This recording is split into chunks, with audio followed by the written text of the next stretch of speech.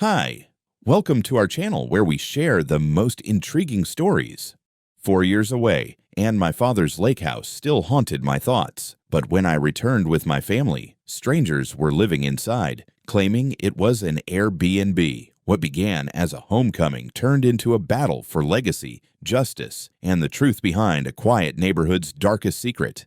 I hadn't seen the old place in 4 years. 4 years of airports, hotel rooms, and project deadlines. I'd buried myself in work all over the country designing roads and bridges that I'd never drive on. But every late night, I spent hunched over a laptop in some concrete high-rise. My mind drifted back here, to the lake, the smell of cedar walls, the creak of that porch swing my dad hung himself. Now finally, I was home. The gravel crunched under the tires of my old Toyota Land Cruiser as we rolled through the pine corridor that led down to the house. Early morning sun filtered through the trees like golden mist, and the lake glimmered just beyond the ridge. My wife Mia sat next to me with a travel mug of coffee, while our 6-year-old Elias was fast asleep in the back seat, clutching his stuffed otter. We crested the hill, and there it was, the Wilkins house. A 2-story log cabin with green shutters, built by my dad with his own hands in the late 80s, piece by piece. I'd played on that deck, patched those shingles, helped him run wire through the attic. It should have felt like coming home, but it didn't, because there were 3 cars parked in the driveway. Not just parked, squeezed in like someone lived here full time. A silver Jeep, a mud-splattered sedan, and a beat-up pickup with a "Don't Tread on Me" sticker peeling off the tailgate. I felt a jolt of confusion, then something colder, a slow, crawling anger that started in my gut and spread to my chest. "Grayson, who are those people?" Mia asked, tightening her grip on her coffee. I didn't answer. I just killed the engine and opened the door. A dog started barking from somewhere inside. Then the front door opened, and out strolled a guy I'd never seen before. Mid-30s, sunburned, wearing cargo shorts and a stained tank top, beer can in one hand, vape pen in the other. He blinked at me like I was the one intruding. "Yo, you lost or something?" he said, walking out onto the porch like he owned the place. I stepped forward, slow, steady. "No, I live here. This is my house." He laughed. Actually laughed. "Nah, bro, this is an Airbnb. We paid for the week. You must be confused." "I'm not confused," I said, pulling the folder out from under my arm, the one with my dad's deed, the updated title in my name, the county plat map, everything. "Okay," he said, tilting his head mockingly. "You got paperwork. Cool, I got beer. Why don't you get off my rental property before I call someone who gives a shit?" Another man appeared in the doorway behind him, heavier build, wearing only a robe and holding a half-eaten banana. He took one look at me and snorted. "We got another one," he said to someone inside. The third came out with a baseball bat slung over his shoulder, tattoos crawling up both arms like ivy. "This guy bothering you, Dan?" I didn't flinch. "You're all trespassing. You need to get out right now." "Yeah?" Bat Guy said. "Why don't you go file a complaint with the Tooth Fairy, man? Karen gave us the green light." "Who?" "The HOA lady, Cypress Lake Estates, Karen Delmore, authorized agent and all that. She's got contracts, papers, whole thing's legit. So unless you're her boss—" "I'm the goddamn owner," I snapped. "You think some HOA bureaucrat can lease out a house she doesn't even own? This isn't even in the HOA jurisdiction." Cargo Shorts snorted again. "Whatever you say, bud. We paid. We stay. You don't like it, talk to our lawyer." "Gladly," I said, pulling my phone out. "But first, I'll talk to the sheriff." I stepped back, took a wide-angle video of the house, the license plates, their smug faces. I zoomed in on a stack of beer cans by the porch, the hammock strung between 2 trees I planted when I was 10. The dog shit right in the middle of the flower bed my mom used to tend. "Hey, what the hell are you doing?" Banana Robe barked. "You can't film us." "I'm documenting criminal trespass," I said as I dialed. "And if you want to get cute, I'll add vandalism, destruction of property, and unlawful occupancy. You think we're scared of some rich boy with a clipboard?" Bat Guy stepped closer. "We know people. Karen's connected." Mia stepped out of the car at that moment, holding Elias on her hip. I saw Bat Guy's eyes shift to her, and something in me snapped like a cable under tension. "You take one more step toward my family, and I swear to God—" "Whoa. Whoa," the one called Dan raised his hands like this was all a joke. "Okay, dude, chill. We don't want trouble. Just Call your cop buddy and let them sort it out. We're not going anywhere until someone tells us to." "Oh, someone will," I said, voice like gravel. I stayed right there by the car, phone pressed to my ear, recording everything. The dispatcher told me a unit would be en route in 20 minutes. While I waited, I paced the edge of the driveway, filming every inch of damage. Crushed ferns, cigarette burns on the porch railing, the new fire pit someone had built right where my dad used to stack firewood. One of them, Banana Robe, sent me a photo of the rental contract over text. Like that would make me shut up. The sender was listed as Cypress Prop, and the signature at the bottom said, K. Delmore, authorized HOA agent Wright. This just got interesting. By the time the sheriff's SUV pulled in, I was vibrating with adrenaline, but I kept it together. I had the deed in one hand, my phone in the other, and a cold fury simmering just under the surface. I wasn't letting this go. Not now. Not ever. Not after what my dad told me before he died. This house is yours, son. Don't let anyone take it from you. And the land, it's yours too. One day someone will try. Don't let him near it. He was right. And now it was my turn. The sheriff's SUV rolled up the dirt drive just as the clouds started to gather over the lake, heavy and gray. I swear the timing was cinematic. 2 deputies stepped out first, both big guys, hands resting casually on their belts, eyes scanning the property. Then came Sheriff Dale Carver himself, a man I hadn't seen since my dad's funeral. Same mustache, same patient stare that could turn iron into confession. "Well, I'll be damned," he said when he saw me. "Grayson Wilkins. Thought I'd never see you back up here." "Guess I missed the welcoming committee," I said, motioning toward the porch where the 3 tenants were now pretending to look innocent. The dog had vanished, but the smell of stale beer lingered like a curse. Carver tilted his head. "You called in a trespass?" "Yeah, 3 of them. Claim they rented the place through someone named Karen Delmore, HOA agent." That got a small grunt out of him. Half amusement, half disbelief. The HOA again. Figures. He turned toward the men. "All right, fellas, let's see some ID." Cargo Shorts tried to play tough, crossing his arms. "We don't have to show you anything, man. We paid for this place fair and square. Got a signed lease and everything." "Then show it," Carver said calmly. The one with the bat, who now wisely kept it resting against the porch railing, pulled out his phone and opened a PDF. He held it out. "Right here, officer. 6-month lease. Authorized by the HOA. They said the owner was absentee. That'd be him, right?" He nodded at me with a smirk. Carver squinted at the screen. "Who signed this?" "K. Delmore," the man said, as if invoking the name of a saint. "Authorized HOA agent." "Authorized by who?" Carver asked. "By the HOA, obviously." "Uh-huh." Carver handed the phone to one of his deputies. "Run that name. Check local licensing." While they did that, I walked to my truck and came back with a folder. "Here," I said, handing Carver the deed, title transfer, and a laminated copy of the property map. "House belongs to me. Inherited from my father. Paid the last property tax 3 months ago." Also, I flipped open another page. This map from the county zoning office showing the HOA boundary line. "Notice anything?" Carver looked it over, then gave a small chuckle. "Your place ain't even inside the HOA limits." "That's right. Never was." By now, the deputy had returned. "Sheriff, there's no license for any authorized HOA agent under that name. Closest match is a Karen Delmore, but she's flagged in an old county database." "Flagged how?"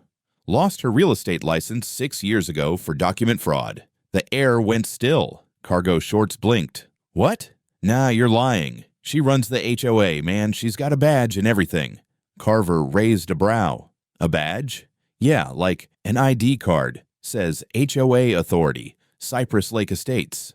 The other deputy stepped forward. "Sir, if you're claiming she's an agent, do you have any receipts or communication proving payment?" The man hesitated. "We, sent her the money through Venmo." Carver turned to me. Deadpan. "Venmo?" "Venmo," I repeated. "Real professional." Mia stood a few steps behind me, holding Elias's hand, both watching in uneasy silence. She whispered, "Can they really just rent out someone's house like this?" "Not legally," I muttered. "All right," Carver said, voice sharp again. "Here's how this is going to go. You 3 pack your things. You got 10 minutes. Any property damage will be documented, and you'll be charged for trespass and vandalism." Bat Guy's voice cracked. "This is bullshit. We got a contract." "Signed by a fraud," Carver said, folding his arms. "That makes you victims. Or accomplices. You decide which." Cargo shorts kicked the porch railing. "Karen's gonna sue your ass, Sheriff. You'll see. She's got people in City Hall." That caught my attention. "City Hall?" He glared at me. "Yeah, some guy she called Myers or something. He's the one who confirmed the map, said this house fell under temporary HOA management." Carver turned sharply to his deputy. "Note that. R. Myers, municipal contact." The next few minutes felt like slow-motion satisfaction. The tenants stomped around inside, packing bags, mumbling curses under their breath. The deputies recorded everything on their body cams, while I documented the damage. Scratches on the hardwood floor, empty beer bottles, a burn mark on the kitchen counter. When they finally emerged, the one in the robe tried to shove past the sheriff. Carver didn't even blink, just spun him around and cuffed him. "Interfering with an investigation," he said flatly. "You can make your call from the station." The other two shouted protests as the cuffs clicked. The dog barked from inside. Mia whispered to Elias, ushering him back into the car, away from the noise. When the dust settled, the sheriff turned to me. "I'll file this as a property invasion and fraudulent tenancy. We'll need your statement and copies of everything you filmed." "Already uploaded to the cloud," I said. "And Sheriff, I appreciate you getting here fast." He gave me a look, not friendly, not cold, just steady. "Grayson, you remember what I told your dad years ago? Don't let those HOA folks near this place. They think they own half the county. Guess they're still trying." He nodded, glanced toward the lake. "Something's fishy about this. That woman's name's been floating around my office for years, always skirting the line between civic duty and straight-up con artistry. But this time she might have crossed it." I looked back at the cabin, my father's cabin, and felt a slow burn crawl up my spine. "Then it's about time someone stopped her." Carver smirked faintly. "Careful, son. When folks like that feel cornered, they don't just roll over, they bite." He was right. I didn't know it yet, but that bite was coming, and it had a name. Karen Delmore. We had just started loading up the last of the squatters' garbage bags, beer cans, a broken camping chair, someone's disgusting mattress, when the sound of tires screeching on gravel made every head turn. A sleek black SUV whipped into the drive like it was trying to kill someone. It didn't stop at the edge of the lot, didn't slow down for the ruts or pine roots, just barreled right up, jerking to a halt 10 feet from the porch. Out stepped the hurricane in human form. Late 50s, frosted bob, oversized sunglasses, bright red lipstick applied like war paint. She was dressed like she was walking into a corporate boardroom, not someone else's felony scene. Blazer, slacks, high heels that stabbed into the dirt with every furious step. And on her chest, like a deputy from some HOA Wild West, hung a plastic lanyard. Cypress Lake Estates, HO. Authorized agent, Karen Delmore the Karen. She didn't even glance at me, didn't acknowledge the sheriff. She just walked right past us and started barking at her tenants. "Why are your things outside? What is going on here?" She snapped at the two guys by the Jeep, who looked like little boys caught stealing candy. Dan opened his mouth to say something, but Karen cut him off. "Where's the sheriff? I want to speak to him. Now." Carver, still holding the arrest report from earlier, looked up like he'd just stepped into a theater halfway through the movie. "Ms. Delmore, I presume." She turned, flashing him what might have once passed for a smile before it evolved into a full-time weapon. "That's correct. HOA Cypress Lake Estates. These renters are under our extended occupancy authority. This house was classified as temporarily abandoned per Municipal Housing Ordinance 12C. We acted accordingly under Section 8 HOA guidelines, and now I demand to know why they're being evicted." Carver raised an eyebrow. "You're saying you placed tenants in this house?" "Yes. The HOA board empowered me to manage vacant properties within the HOA's jurisdiction. We filed the paperwork with the municipal office weeks ago. This property was listed as unoccupied, and—" He cut her off. "This house isn't in your HOA." Karen blinked. "Excuse me?" He turned the page around and held up the zoning map I'd provided earlier. County records, updated last year. This parcel, Wilkins property, was explicitly excluded from Cypress Lake Estates by court order 12 years ago. HOA jurisdiction ends 2 blocks south of here. She opened her mouth, then shut it again. Her eyes narrowed behind the sunglasses. That's outdated. No, ma'am, it's not. I called it in before you got here, confirmed with the zoning office. This house is not, and never was, part of your authority. And your rental contract is null and void. You had no legal right to lease this property. Karen's nostrils flared. Then the property should not have been listed as abandoned. It wasn't, I said, stepping in now. I've been paying taxes every year. Power's been off, but the county has me listed as active owner. No forfeiture, no notice, no lien. You filed that fake status through someone in the city, didn't you? I don't have to listen to this, she snapped. Yes, you do, Carver said, suddenly all steel. Because at minimum, this is unauthorized entry. At worst, fraud, criminal impersonation, and unlawful property leasing. Karen's posture changed. She stiffened, shifted her weight slightly, like she was about to pounce. I have documentation, she said, pulling a thick folder from her bag and approaching the sheriff. Everything is here. Recorded filings, contracts, HOA approvals, authority badges, and... She shoved the folder toward him like it was a battering ram. Carver reached for it, but she yanked it back. No, wait. Then, without warning, she swung it into his face. A loud thwack. The folder hit him square across the cheek, hard enough to knock his hat askew. For one surreal second, no one moved. The whole world paused. Birds went silent. Wind stopped blowing. Even the damn dog inside the house stopped barking. Then the deputies tackled her. It was not a delicate arrest. One officer pinned her to the ground, while the other wrenched her arms behind her back. Her heels flew off in different directions. That plastic HOA badge got crushed under a boot. She screamed about unlawful restraint, board immunity, and something about a municipal authorization clause. But it all just blended into one long, screeching siren of self-delusion. Carver stood up slowly, brushing dust off his shoulder. You just assaulted a law enforcement officer with a legal document, he said. I don't even have a box to check for that. Karen was still kicking. You have no idea who you're dealing with. I know people. City council, zoning board. Hell, I pay half their salaries with my property taxes. Carver nodded to his deputy. Mirandize her.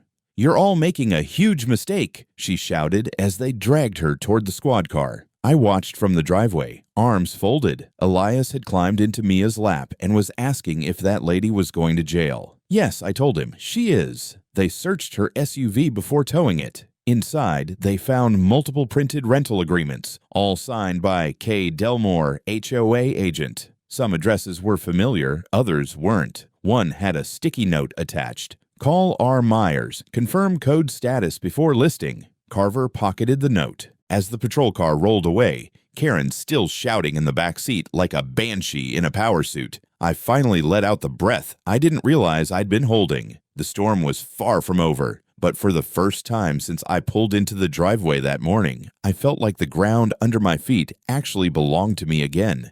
The house was mine again, technically, but it didn't feel like it. Karen had been dragged away in handcuffs, screaming about bylaws and immunity like she was still running a corporate Zoom call from the back of a police cruiser. But the aftermath? That was quiet.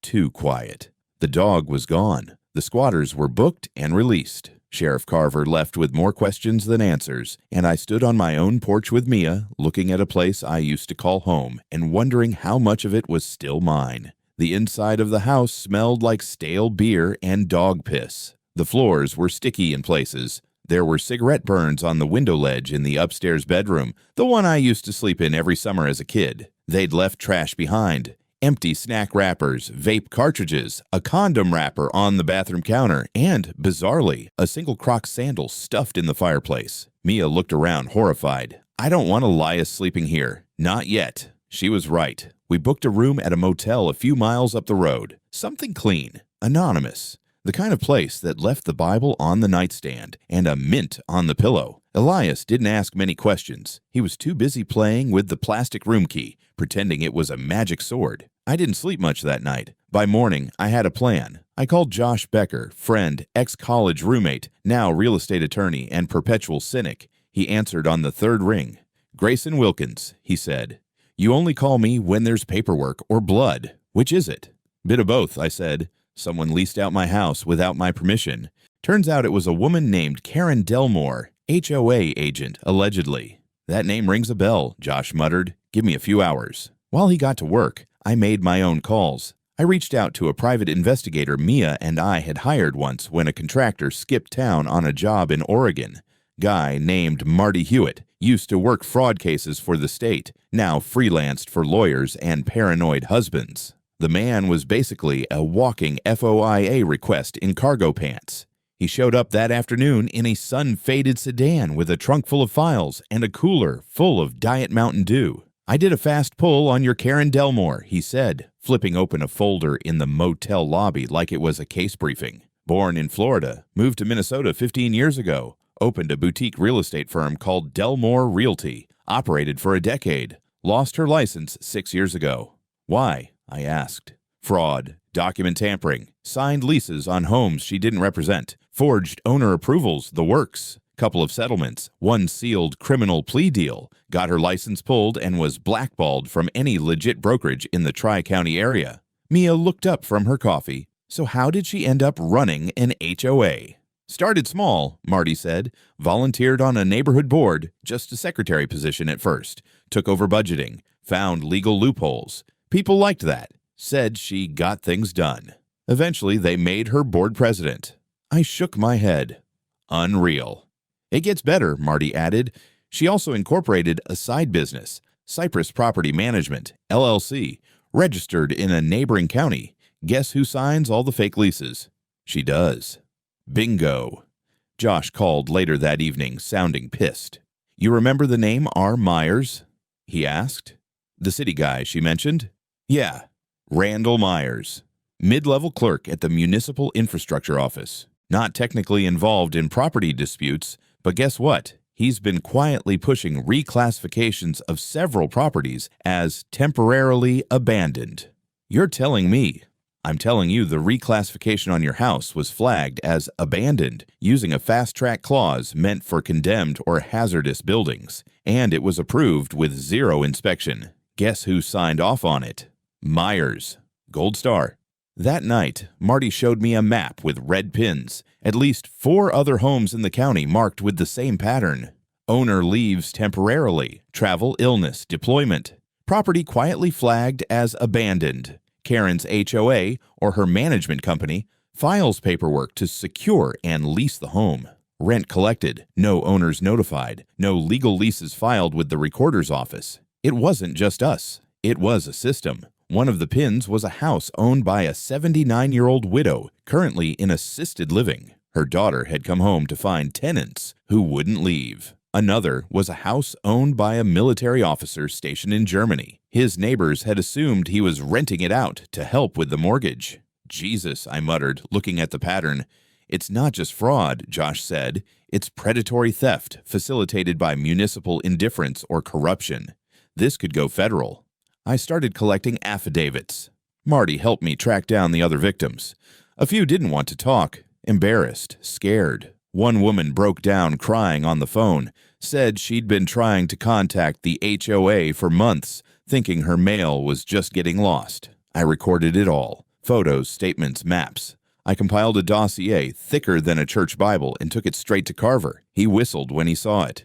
You did my job for me. I want her charged with everything, I said. I want that HOA gutted, her company dissolved, and if Myers is dirty, I want his ass in cuffs. Carver took off his hat and leaned back. Slow down, son. This ain't Netflix. We do this the right way. But make no mistake, this is going to get loud.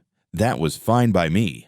I was done being quiet. The legal firestorm started slow, a flicker of heat in the background. But within a week, it was a full-blown inferno. It began when Josh filed the official complaint in county court, Wilkins vs. Delmore et al., naming Karen Cypress Property Management and the HOA Board of Cypress Lake Estates as co-defendants in a civil suit for unlawful occupation, fraud, and damages to private property. Within 48 hours, Karen's name was on the docket, and Marty's dossier, thick with interviews, tax records, maps, Venmo receipts, HOA memos, and more, was submitted into evidence. The judge didn't just greenlight the case. He ordered an emergency injunction freezing all activity from Cypress Property Management pending a full investigation. And that's when everything started to crack. The HOA board, so smug and silent until now, suddenly remembered how to talk. First, a public statement. The Cypress Lake Estates Homeowners Association is shocked and dismayed by recent allegations involving Ms. Delmore. The board had no knowledge of any illegal activity, and we are fully cooperating with authorities.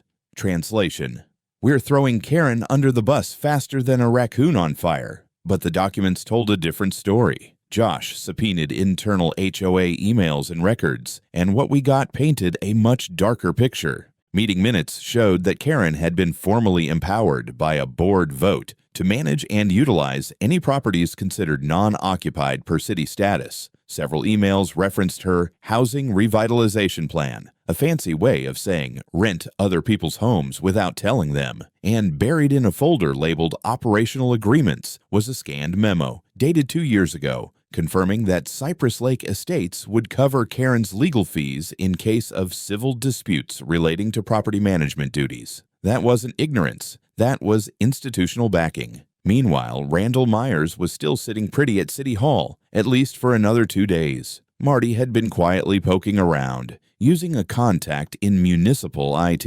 He got access to Myers' email logs and found something smoking hot, an internal memo where Myers personally reclassified 5 homes as abandoned despite conflicting ownership data. More than that, a few of those memos were flagged by other employees as potentially improper, and one even included a handwritten sticky note. Karen called, pushing this one through, per usual. We forwarded that to Carver immediately. The sheriff moved fast. He and 2 investigators showed up at City Hall unannounced. Myers tried to play dumb, then tried to be outraged, then tried to be quiet. It didn't work. When they showed him the sticky note and subpoenaed his personal devices, his face went white like someone hit the off switch on his soul. They walked him out in cuffs by lunch. Local news was all over it that evening. The headline read, "City Official Arrested in Expanding HOA Fraud Scheme." The article mentioned multiple forged property reclassifications, possible bribery, and illegal leasing of private homes.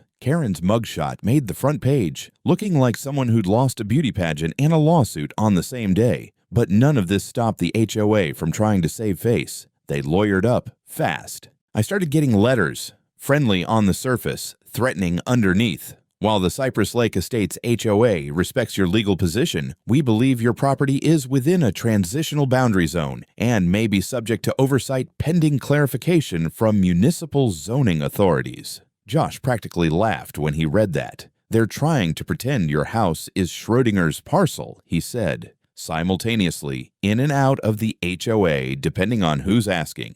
We countered with the court-validated zoning map and a notarized statement from the original ruling 12 years ago that formally excluded my father's property from any HOA jurisdiction. Then the HOA changed tactics. They sued me back. Yep, full countersuit. Claimed defamation, property interference, and emotional distress. I swear to God, they used those words.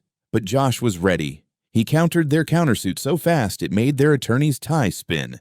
You're not just defending your house, Josh told me. You're exposing an entire mechanism that weaponizes bureaucracy. And they're scared. He was right. Every day, more homeowners started stepping forward. Marty's inbox exploded with tips. Some had stories similar to mine, returning home to find strangers living inside. Others had just been harassed by HOA members threatening fines for things that weren't in any bylaw. There were patterns. Karen had repeatedly used the same contractor to secure homes. He was now under audit for unlicensed property entry. A small bank account linked to Cypress Property Management showed monthly deposits from at least 8 different tenants, none of whom had ever signed a lease with the actual property owner. And one renter admitted, off the record, that he was offered free rent for silence when he questioned the lease. "You're unraveling a racket," Marty said. "Not just one bad apple, a whole barrel soaked in gasoline." It was bigger than I'd imagined, and now the courts, the sheriff's office, and the local press were all watching. Still, part of me wondered, how many more layers did this go? Because every time we thought we'd hit bottom, something else came crawling out of the dark. It was amazing how quickly the HOA went from smug silence to full-blown panic. A week ago, they acted like they were the Vatican. Now, they were leaking like a screen door in a submarine. The countersuit didn't stick, The court tossed it within 72 hours, calling it legally frivolous and retaliatory. Josh celebrated by sending their lawyer a gift basket. No note, just a plush stuffed raccoon holding a good luck balloon. That didn't stop them from scrambling. HOA meetings turned into closed-door affairs. Community newsletters stopped going out. The official Cypress Lake Estates website suddenly went offline, replaced with a page under maintenance screen that looked like it hadn't been touched since dial-up. But I wasn't waiting for them to implode on their own. Marty and I started reaching out to other homeowners, the ones who'd been quietly dealing with fines, threats, and mandatory improvements they never approved. Turned out the HOA had been weaponizing its bylaws for years, mostly under Karen's leadership. Everything from grass height to unauthorized window tint had been used to fine residents into submission. And they always paid, because fighting the HOA meant lawyers, and lawyers meant money. Until now. Until one guy stood his ground and kicked over the ant pile. Word spread fast. We organized a town hall meeting at a local rec center. Expected maybe 20 people. Over 80 showed up. Some brought folders. Others brought photos. One woman came with a literal box full of unopened HOA warnings. People weren't just angry. They were ashamed. They thought it was just them. They thought they'd done something wrong. That was the real power of the HOA's grip. Isolation, guilt, divide and conquer. But not anymore. A man named Peter Lang, a retired accountant, soft-spoken and sharp, stepped forward with a bombshell. He had once been part of the Cypress HOA board, briefly for about 6 months. She ran it like a cartel, he said, speaking of Karen. You didn't ask questions. You signed what she gave you. Or you got voted out. The treasurer resigned the week I joined, told me not to dig too deep. He did anyway. Lang had copies of financial reports, discrepancies between incoming HOA dues and outgoing expenses. Thousands marked as discretionary housing outreach, but the money trail led straight to Karen's shell company. Lang raised concerns. Karen responded by accusing him of harassment and destabilizing the board. He quit. She stayed. Until now. Josh took Lang's testimony and filed a secondary motion for financial misappropriation. That opened the door for state-level review, and that's when the Attorney General's office got involved. Suddenly, Karen wasn't just an arrogant fraudster with a fake title. She was the face of a regional criminal probe, and the board. They turned on her faster than a pack of starving dogs. Within days, 3 HOA board members filed individual affidavits stating that they had signed authorizations under duress or based on incomplete documentation provided by President Delmore. One of them, a former local contractor, admitted to receiving unexplained bonuses for board participation, translation, bribes. The HOA held an emergency vote to suspend all board activity pending legal clarification. No more fines, no more enforcement, no more pretending everything was fine. It was over. But Karen didn't go quietly. Even from jail, she made noise. Her attorney filed a statement claiming she was being politically targeted by wealthy landowners and anti-HOA extremists, which was hilarious considering I drove a 15-year-old truck and hadn't shaved properly in 3 days. She also claimed she had municipal endorsements that authorized everything she did. Josh shut that down by dragging Myers' emails into the courtroom and letting the prosecutors do the rest. Meanwhile, Randall Myers tried to make a deal. He admitted to taking money, not a fortune, just enough to pay off credit cards and keep his boat. Said Karen promised him it was all legal, that the owners never came back anyway. His statements included the phrase, "Everyone was doing it," more than once. He was charged with public corruption, document forgery, and conspiracy to defraud. He tried to cry at the press conference. It didn't work. The county issued a press release the next day. Effective immediately, the Cypress Lake Estates Homeowners Association is under suspension. A court-appointed administrator will oversee its functions pending outcome of legal proceedings. All HOA-related enforcement actions are to cease. It was the bureaucratic version of a death sentence. I drove back to the house the next morning. For the first time in weeks, the gate wasn't blocked by some city truck or rental car. No notices taped to my door. No angry letters in the mailbox. Just birdsong and the breeze off the lake. Inside still smelled faintly like stale smoke and bleach. But it was quiet. I stood in the living room, stared out of the back window, and saw the dock my dad built. Still there. Still solid. A knock came at the door. It was Peter Lang, the accountant. He handed me a folder. "They're going to hold a special vote," he said. "The community wants to formally dissolve the HOA, permanently. No replacement, no restructuring, just gone." I nodded. "Good." He hesitated. "Some of us were scared. For too long. That ends now." It did. Karen had turned control into a business model. She didn't care about property values or community harmony. She wanted power. Real estate was just her playground. The HOA, her disguise, and now the costume had been ripped away. The courthouse smelled like floor polish and anxiety. It was a solid stone building, built in the early 1990s with brass door handles and hard wooden benches that creaked every time someone exhaled too loud. The kind of place where bad decisions had been handed down for over a century. But today, we were hoping for a good one. State of Minnesota versus Karen Delmore, Cypress Property Management, and associated co-conspirators. She showed up in a navy blue suit, hair grayer than it had been a month ago, flanked by two lawyers who looked like they charged by the syllable. She didn't glance at the gallery, didn't acknowledge the people she'd hurt, just marched in like she still ran something. The courtroom was full. There were reporters from both local stations and one regional network. A guy in the back row had an HOA watchdog blog and a t-shirt that said, "Bylaws aren't laws." I sat in the second row with Mia and Josh on either side of me, and behind us were at least a dozen other homeowners, victims who, like me, had found their lives upended by one woman's hunger for power and control. The prosecution didn't waste time. They laid it out clean. Karen, a former realtor with a history of document tampering, had leveraged her position as HOA board president to illegally seize, lease, and profit from properties she did not own. She created a private company, Cypress Property Management, and funneled funds through it using fake leases and city hall connections. They presented testimonies from 6 homeowners, including me, signed statements from renters who'd paid her directly, copies of forged lease agreements and HOA resolutions she had typed herself and pushed through with fabricated board votes.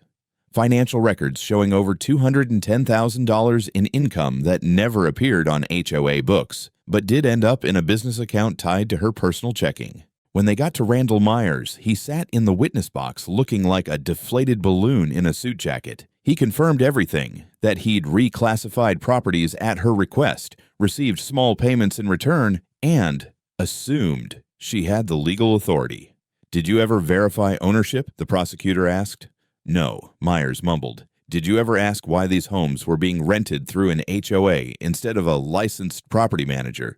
"I didn't think about it." His voice cracked on the last part. The courtroom was silent. Then it was my turn. I walked up in my one decent blazer, heart pounding hard enough I could hear it in my ears. I swore in, took a seat, and told the truth. About my dad, about the house, about coming home with my wife and son to find strangers on my porch drinking beer and pissing on my memories. I told them about Karen's arrogance, the fake contract, the forged authority, the assault on the sheriff, and how she weaponized a community institution to serve her own interests. Then I said something I hadn't planned to. "She didn't just steal square footage," I said, looking straight at her. "She stole time. She stole the comfort of coming home. That house was all I had left of my father, and she sold it like it was a goddamn timeshare." Karen didn't flinch. She just looked at me like I was beneath her, like I was the problem. The prosecutor thanked me and let me go. Next came the others. The widow's daughter, the Army officer's brother, a young woman who'd been falsely fined into near foreclosure. One after another, they laid out the pattern: lies, manipulation, silence, and a system that protected the abuser until someone finally pushed back. Karen's lawyers tried their best. They argued the leases had been well-intentioned misunderstandings, that the HOA had broad authority, that Karen believed in good faith she was helping revitalize empty homes and protect community standards. They painted her as a visionary, misunderstood, and scapegoated. But the facts didn't care about their story. By the time they rested their defense, even the judge looked bored. The prosecution's closing argument was simple. This was fraud, plain and calculated. She used the letterhead of a community organization to justify theft. And she did it repeatedly, for profit. Karen's team tried to stall with procedural noise, objections, motions, none of it stuck. And then the jury went into deliberation. Hours passed. We waited. Some of the homeowners sat in the hallway, whispering. One woman prayed quietly. Josh paced like a lawyer on his 7th espresso. Mia held my hand the whole time, like she knew I was about to collapse under the weight of it all. When the bailiff finally called us back in, my stomach felt like it was on a tilt-a-whirl. The jury foreman stood up, older man, denim shirt under his sport coat. We, the jury, find the defendant, Karen Delmore, he paused, guilty on all counts. There was no cheering, just silence.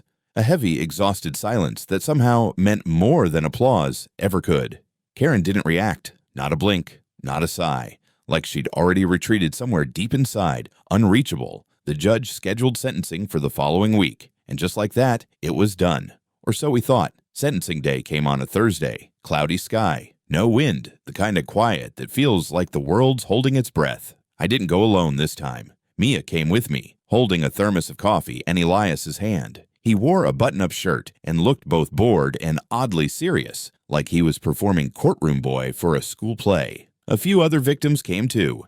Not all, some had moved on, others wanted to forget, but enough to fill 2 rows of benches. Karen entered in handcuffs. The suit was gone. She wore jail-issue beige, hair tied back, no makeup, no badge, no authority. The judge, an older man with the kind of face that had seen every excuse in the book, asked if she had anything to say before sentencing. She stood. "I never intended to harm anyone," she began. "I acted on behalf of a community that was crumbling. People weren't caring for their homes. Properties were abandoned. I filled a gap. I protected the neighborhood." The judge raised a brow.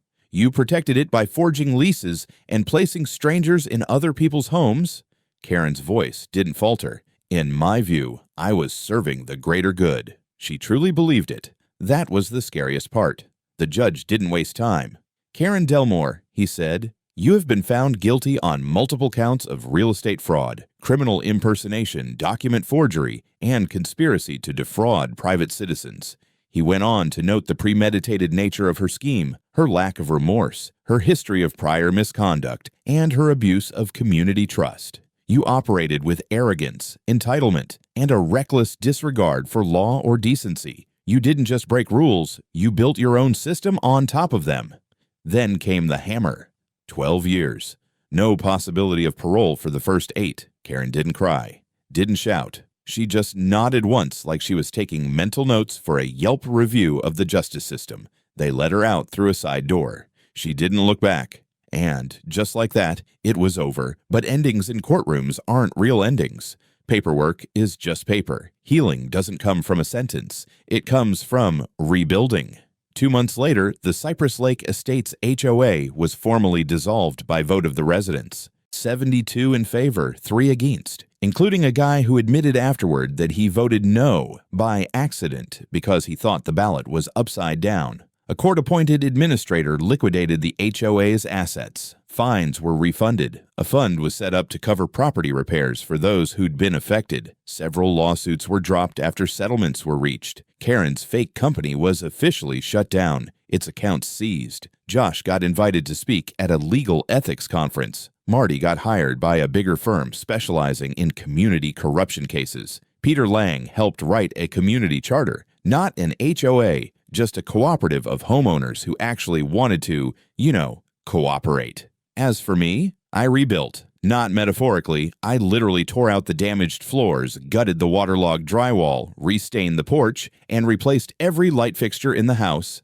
I spent a weekend with Elias putting up new shutters. He picked green because it looks like frog armor. Close enough. We installed a new gate. Thick steel with a code lock and a motion sensor, not because I'm paranoid, because I finally understand what my dad meant. That last summer, before he died, he told me, "This house is yours, but it won't always feel like it. Not when people start telling you what's best for it, how it should look, who should live there. That's when you remember, this place is yours, and no one else gets to define it." I didn't really understand him until I stood in my own living room and watched strangers get dragged out. I understand now. We framed his old fishing license and hung it above the fireplace. Next to it, a photo of the dock he built with his own hands. Below that, a plaque that reads, "You were right, Dad. They tried to take it, but I'm still here." The lake is quiet again. No strange cars, no false contracts, no Karen. Just my family, the trees, and the sound of water against the shore. It's not perfect, but it's home.